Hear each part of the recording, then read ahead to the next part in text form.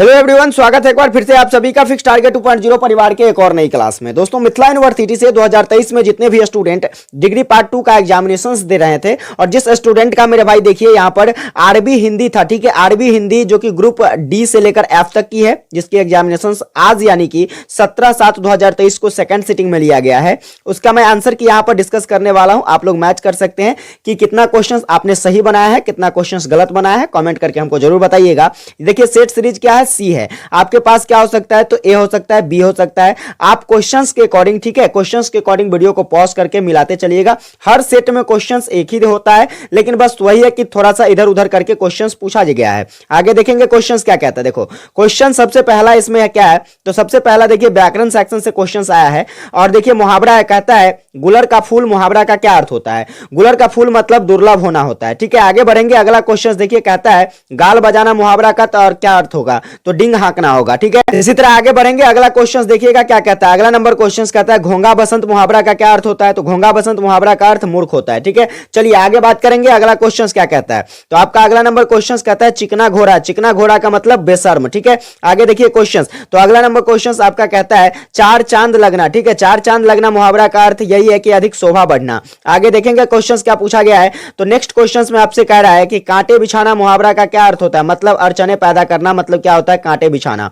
Next question कहता है आंखों से गिरना, आंखों से गिरना मतलब क्या होता है, यानी कि आंखों से गिरना मतलब क्या होता है, किसी के नजर में गिर जाना, यानी कि निरादृत होना। आगे देखेंगे अगला क्वेश्चन क्या कहता है, तो आपका अगला नंबर क्वेश्चन कहता है इधर उधर की हाँकना, इधर उधर की हाँकना मतलब व्यर्थ बकवास करना। चलिए नेक्स्ट क्वेश्चन बढ़ेंगे, अगला क्वेश्चन देखिएगा फटाफट से आप लोग मिलाते चलिए। आपे से बाहर होना मतलब क्रोध में अपने पर नियंत्रण क्या करना, तो खो देना। चलिए आगे बात करेंगे, अगला क्वेश्चन क्या कहता है। देखो अगला क्वेश्चन से आपका व्यवहारिक हिंदी से आ गया। क्वेश्चन कह रहा है पार्लियामेंट का हिंदी अनुवाद क्या होता है, तो यह आपका संसद होता है। चलिए नेक्स्ट बढ़ेंगे, 11 नंबर क्वेश्चन देखिए, कहता है क्वेश्चन कि क्या कहते हैं नेग्लिजेंस का हिंदी क्या होता है, तो इसका अर्थ होता है उपेक्षा। क्या होता है, नेग्लिजेंस का अर्थ होता है उपेक्षा। चलिए आगे बात करेंगे, अगला क्वेश्चन क्या कहता है ऑथ, ऑथ का हिंदी अनुवाद क्या हो जाएगा, तो ऑथ का जो हिंदी अनुवाद होता है वो होता है शपथ। चलिए आगे बात करेंगे, अगला क्वेश्चन कहता है प्रोक्टर का हिंदी अनुवाद क्या होता है, तो प्रोक्टर की बात करें तो कुलानुशासक हो जाएगा। और वहीं पर देखिए पैनल की बात किया जाए तो पैनल का अर्थ क्या हो जाएगा, तो यह हो जाएगा आपका नामित।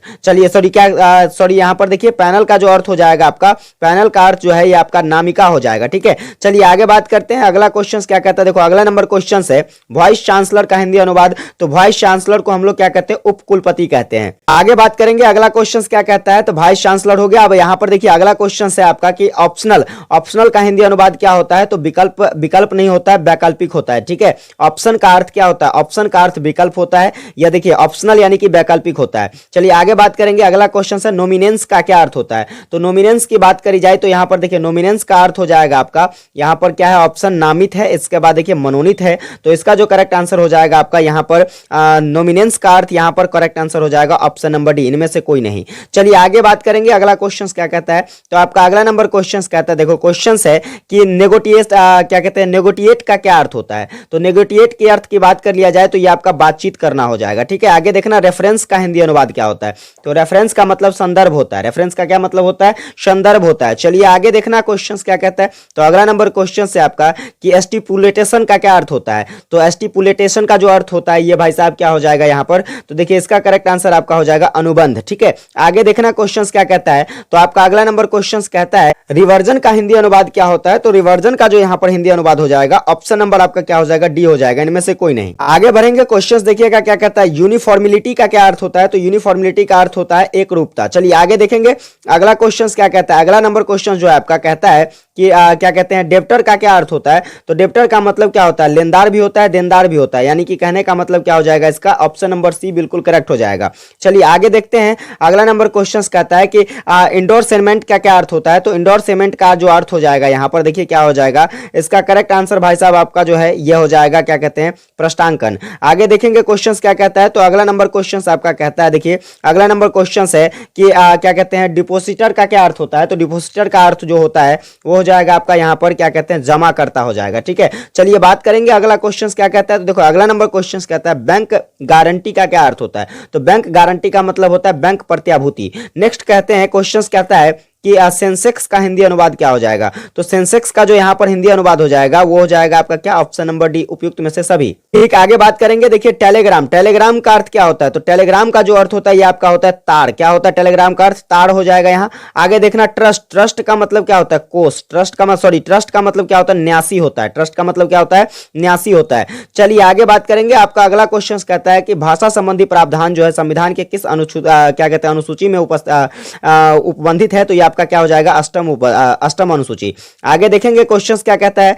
नेक्स्ट क्वेश्चंस में है भाई साहब, भारतीय संविधान द्वारा कितनी भाषाओं को मान्यता प्राप्त की गई है, तो ये आपका 22 भाषा है। अगला क्वेश्चन है कि राजभाषा संबंधी प्रावधान संविधान के कितने अनुच्छेद में उपबंधित किए गए हैं, तो ये आपका 9 हो जाएगा। कितना हो जाएगा, 9 में। आगे देखेंगे अगला क्वेश्चन क्या कहता है। अगला क्वेश्चन भाई साहब आपका कि सरकारी आदेश लिखे जाते हैं, तो सरकारी आदेश जो है ये प्रथम पुरुष में लिखे जाते हैं। किसमें लिखे जाते हैं, प्रथम पुरुष में लिखे जाते हैं। आगे देखेंगे क्वेश्चंस क्या कहता है। आपका अगला नंबर क्वेश्चंस में कह रहा है निम्नलिखित में से क्या भारत सरकार के राजपत्र में प्रकाशित नहीं होता है, तो बात करें भारत सरकार के राजपत्र से संबंध में, तो देखिए संकल्प का प्रकाशन जो है भारत सरकार के राजपत्र में नहीं किया जाता है। आगे देखेंगे हम लोग क्वेश्चंस क्या कहता है। तो आपका अगला नंबर क्वेश्चन है कि मातृभाषा का संबंध किससे है, तो मातृभाषा जो होती है आपकी क्या होती है, प्रारंभिक भाषा होती है।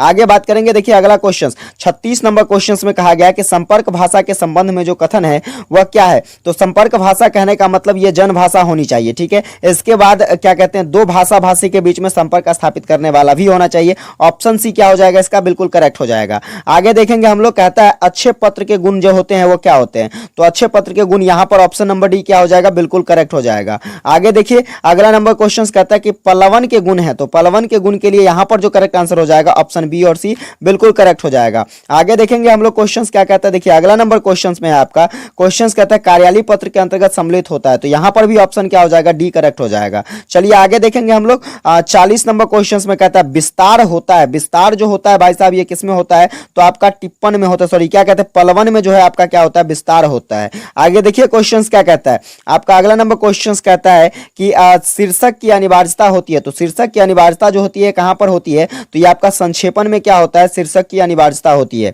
चलिए बात करते हैं अगला क्वेश्चन। तो अगला नंबर क्वेश्चन है संक्षेपण होता है, तो संक्षेपण जो होता है क्या होता है, यह होता है भाई साहब देखिए कुल शब्दों का 1/3 हिस्सा होता है। फिर आगे बढ़ेंगे हम लोग अगला क्वेश्चन देखेंगे। तो अगला नंबर क्वेश्चन में कहता है कि कार्यालय हिंदी के संबंध में जो है कौन सा कथन यहां पर सही है, तो कार्यालय हिंदी के संबंध में ए और सी कथन क्या हो जाएगा, बिल्कुल करेक्ट हो जाएगा। चलिए भाई साहब आगे देखेंगे। अगला क्वेश्चन में कहता है भारतीय संविधान द्वारा हिंदी है, तो भारतीय संविधान के द्वारा हिंदी जो है यह एक क्या है, तो राजभाषा है। क्या है, हिंदी एक राजभाषा है। चलिए आगे बात करेंगे। अगला क्वेश्चन क्या कहता है कि संसदीय राजभाषा समिति का गठन कब किया गया, तो बात करी जाए संसदीय राजभाषा समिति का गठन के संबंध में, तो सिंपली इसका जो सही आंसर हो जाएगा 1963 हो जाएगा। चलिए बात करते हैं अगला क्वेश्चन। क्वेश्चन कहता है कि प्रथम राजभाषा आयोग के अध्यक्ष कौन थे, तो आपका बीजी खैर हो जाएगा। ठीक है, वहीं पर बात करें अगला क्वेश्चन देखिए। तो आपका अगला नंबर क्वेश्चन है कि प्रथम राजभाषा आयोग में सदस्यों की संख्या, तो यह आपका हो जाएगा 21। ठीक है, आगे देखेंगे अगला क्वेश्चन क्या कहता है। अगला नंबर क्वेश्चन कहता है कि प्रथम राजभाषा आयोग का गठन, प्रथम राजभाषा आयोग के गठन की बात कर लिया जाए तो सिंपली देखो इसका करेक्ट आंसर 1955 हो जाएगा। फिर देखेंगे हम लोग अगला क्वेश्चन क्या कहता है। तो अगला नंबर क्वेश्चन कहता है अंतरराष्ट्रीय हिंदी दिवस की बात करी जाए तो यह आपका हो जाएगा कितना, 10 जनवरी हो जाएगा। फिर आगे देखना कहता है हिंदी दिवस, तो यह आपका 14 सितंबर हो जाएगा। फिर चलिए आगे बढ़ेंगे। अगला नंबर क्वेश्चन देखिए महाकवि बाणभट्ट, महाकवि बाणभट्ट की जो एक रचना है सृष्टि और दृष्टि, यह निबंध जो है यह किससे संबंधित है, यह सांस्कृतिक चेतना से संबंधित है। चलिए अगला क्वेश्चन कहता है हर्ष चरित्र एक सांस्कृतिक अध्ययन पुस्तक के लेखक कौन है, तो हर्ष चरित्र जो किसके द्वारा, तो बाणभट्ट के द्वारा लिखा गया है। फिर हम लोग आगे देखेंगे। देखिए अगला नंबर क्वेश्चन क्या कहता है। तो अगला नंबर क्वेश्चन से आपका कि डॉक्टर वासुदेव शरण अग्रवाल का जो जन्म होता है ये कब होता है, तो सिंपली इसका सही आंसर 1904 हो जाएगा। आगे देखना क्वेश्चन मैं मजदूर हूं निबंध के लेखक, तो मैं मजदूर हूं ना तो यह किसके द्वारा, महात्मा गांधी के द्वारा, ना विनोबा भावे, ना ही गुणाकर मूले के द्वारा लिखा गया, या किसके द्वारा लिखा गया, भगवत शरण उपाध्याय के द्वारा लिखा गया, इसलिए ऑप्शन डी करेक्ट हो जाएगा। आगे देखेंगे अगला क्वेश्चन क्या कहता है। देखो अगला नंबर क्वेश्चन कहता है कि कितना सुंदर देश हमारा पुस्तक जो है ये किसके द्वारा लिखा गया है, तो यह जो लिखा गया भगवत शरण उपाध्याय के द्वारा लिखा गया है। फिर आगे बढ़ेंगे हम लोग। देखिए नंबर क्या कहता है 56 नंबर क्वेश्चन में आपसे पूछा जा रहा है कि ठूंठा आम पुस्तक के लेखक कौन है, तो ठूंठा आम ये भी किसके द्वारा, तो भगवत शरण उपाध्याय के द्वारा ही लिखा गया है। आगे क्वेश्चन आपका कहता है कि सागर की लहरों, ठीक है, सागर की लहरों पर पुस्तक जो है किसके द्वारा, तो ये भी भाई साहब भगवत शरण उपाध्याय के द्वारा लिखा गया है। आगे बात करेंगे क्वेश्चंस देखिए। अगला क्वेश्चन कहता है कि भारतीय धर्म एक उदार और विशाल धर्म धर्म है, यह जो पंक्ति है यह किससे उद्धत है, तो यह आपका जो है यह विविधता में एकता से उद्धत है। ठीक है, चलिए आगे बात करते हैं। अगला क्वेश्चन क्या कहता है, तो आपका अगला क्वेश्चन कहता है कि सर्वोदय कार्यक्रम, ठीक है, किनका मौलिक चिंतन है। सर्वोदय कार्यक्रम की बात कर लिया जाए तो यह विनोबा भावे हो जाएगा। ठीक है, आगे देखेंगे अगला क्वेश्चन क्या कहता है। आपका अगला क्वेश्चन कहता है महात्मा गांधी की मृत्यु कब होती है, तो 1948 में होता है। आगे देखेंगे अगला क्वेश्चन क्या कहता है। आपका अगला नंबर क्वेश्चन कहता है मोक्षदाता राम। ठीक है, मोक्षदाता राम में महात्मा गांधी ने किस राम की चर्चा करी है, तो दशरथ सुत राम की चर्चा करी है। आगे बात करेंगे तो अगला नंबर क्वेश्चन क्या कहता है। देखो क्वेश्चन है कि महात्मा गांधी की रचना नहीं है, तो महात्मा गांधी की रचना हिंद स्वराज भी महात्मा गांधी की रचना है, मोक्षदाता राम भी महात्मा गांधी की रचना है, सत्य का प्रयोग भी है, यानी कि ऑप्शन क्या हो जाएगा यहाँ डी करेक्ट हो जाएगा। आगे बात करते हैं हम लोग, देखिए कादंबरी जो है, कादंबरी किसकी रचना है, तो बाणभट्ट की रचना है। हर्ष चरित्र ये भी आपका बाणभट्ट का रचना है। आगे बात करेंगे अगला क्वेश्चन क्या कहता है, बाणभट्ट का समय अवधि क्या है, तो ये आपका 7वीं सदी हो जाएगा। फिर देखेंगे अगला क्वेश्चन क्या कहता है, तो आपका अगला क्वेश्चन है देखिए कि विश्व रूप दर्शन का उत्तम साधन विनोबा भावे ने किसे बताया है, तो यह आत्मचिंतन को बताया है। आगे देखेंगे क्वेश्चन कहता है कि सरकारी राष्ट्रीय वैज्ञानिक प्रयोगशाला को विज्ञान का मकबरा किसने कहा है, तो ये किसके द्वारा, तो सीवी रमन के द्वारा कहा गया है। अगला क्वेश्चन आपका कहता है, देखिए ध्यान से यहाँ पर क्वेश्चन कहता है कि भूदान आंदोलन किस विचारक से संबंधित है, तो आपका ये विनोबा भावे से संबंधित है। फिर हम लोग देखेंगे अगला क्वेश्चन क्या कहता है। देखिए आपका अगला नंबर क्वेश्चन यहाँ पर कहता है कि विविधता में एकता निबंध के लेखक कौन है, तो विविधता में एकता जो लिखा गया मेरे भाई यह किसके द्वारा, तो आचार्य नरेंद्र देव के द्वारा लिखा गया है। फिर देखेंगे 70 नंबर क्वेश्चन आपका क्या कहता है, तो क्वेश्चन है कि मोक्ष के लिए महात्मा गांधी ने किसे आवश्यक समझा है, तो इसका करेक्ट आंसर ए और बी दोनों हो जाएगा। फिर हम लोग बात करेंगे, देखिए अगला क्वेश्चन क्या है, तो आपका अगला नंबर क्वेश्चन कहता है भारत के राष्ट्रीय आंदोलन का इतिहास पुस्तक किसके द्वारा लिखा गया है, तो इसका जो करेक्ट आंसर हो जाएगा आपका ऑप्शन नंबर डी हो जाएगा, इनमें से कोई नहीं। फिर देखेंगे हम लोग अगला क्वेश्चन क्या कहता है, क्वेश्चन है कि साहित्य शिक्षा एवं संस्कृति पुस्तक के लेखक, तो ये आपका कौन हो जाएगा, तो ये आपका देखिए यहाँ पर हो जाएगा आचार्य नरेंद्र देव। ठीक है, फिर हम लोग देखेंगे अगला क्वेश्चन क्या कहता है, तो आपका अगला नंबर क्वेश्चन सिंपली कहता है कि आचार्य नरेंद्र देव का जो जन्म है यह कब होता है, तो यह आपका 1889 में होता है। फिर देखिए अगला क्वेश्चन, स्वरूप देखिए रचना जो है यह कौन सी विधा है, तो ये जो आपका है निबंध है। ठीक है, फिर अगला क्वेश्चन देखिए क्या कहता है, तो आपका अगला नंबर क्वेश्चन कहता है कि 30 करोड़ मनुष्य, ठीक है, 30 करोड़ मनुष्यों के शरीर खादिमे हो जाना चाहिए, यह जो पंक्ति है यह कहां से है, तो यह जो पंक्ति है यह आपका समाज और धर्म से उद्धत है। आगे देखेंगे आपका अगला क्वेश्चन क्या कहता है, भूदान गंगा, क्या कहता है, भूदान गंगा के लेखक तो आपका विनोबा भावे। अगला क्वेश्चन क्या कहता है, देखो अगला क्वेश्चन है सर्वोदय संदेश, तो यह भी किससे, तो विनोबा भावे।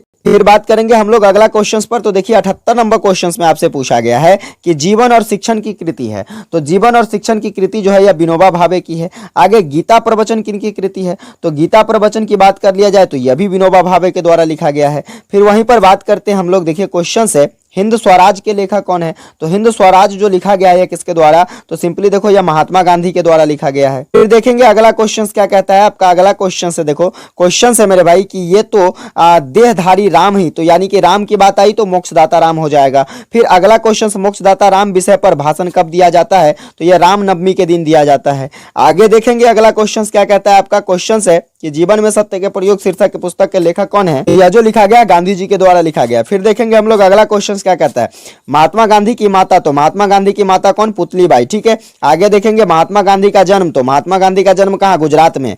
फिर देखेंगे अगला क्वेश्चन क्या कहता है, अगला नंबर क्वेश्चन है मोक्षदाता राम के लेखक, तो आपका भाई साहब क्या हो जाएगा, महात्मा गांधी हो जाएगा। निबंध कुंज के संपादक, यहां पर ऑप्शन डी करेक्ट हो जाएगा। निबंध कुंज का संपादक कौन, तो शिव प्रसाद अग्रवाल। कौन है, शिव प्रसाद अग्रवाल है, इसलिए इसका करेक्ट आंसर क्या, ऑप्शन नंबर डी हो जाएगा। फिर भाई साहब आगे देखेंगे अगला निबंध कुंज में क्या कहता है, निबंधों की संख्या तो आपका 7 हो जाएगा। ठीक है, आगे बात करते हैं अगला रमन रिसर्च इंस्टीट्यूट, तो रमन रिसर्च इंस्टीट्यूट आपका कहां, तो ये हो जाएगा, इसका करेक्ट आंसर क्या हो जाएगा, तो देखिए यहां पर बेंगलोर हो जाएगा रमन रिसर्च इंस्टीट्यूट। आगे इंडियन इंस्टीट्यूट ऑफ साइंस, ये भी आपका बेंगलोर में है। फिर आगे बात करते हैं आपका अगला क्वेश्चन कि सीबी रमन, ठीक है, सीबी रमन को भारत रत्न कब मिला, 1954 में। कब मिला, 1954 में। इसके बाद क्या कहते हैं, कॉम्पटन प्रभाव के लिए, कॉम्पटन प्रभाव के लिए तो ये आपका 1927 में। कब, 1927 में। फिर देखेंगे अगला क्वेश्चन कहता है, आपका अगला नंबर क्वेश्चन कहता है देखिए कि सीबी रमन का जन्म, तो सीबी रमन का जन्म 1888 में। फिर देखेंगे 94 क्वेश्चन आपका क्या कहता है, तो 94 क्वेश्चन है रमन प्रभाव की खोज, तो ये आपका 28 फरवरी 1928 को। फिर देखिए अगला क्वेश्चन, तो आपका 95 क्वेश्चन कहता है कि the institute association for the cultivation of science कहां पर, तो ये आपका हो जाएगा कलकत्ता में। कहां पर हो जाएगा?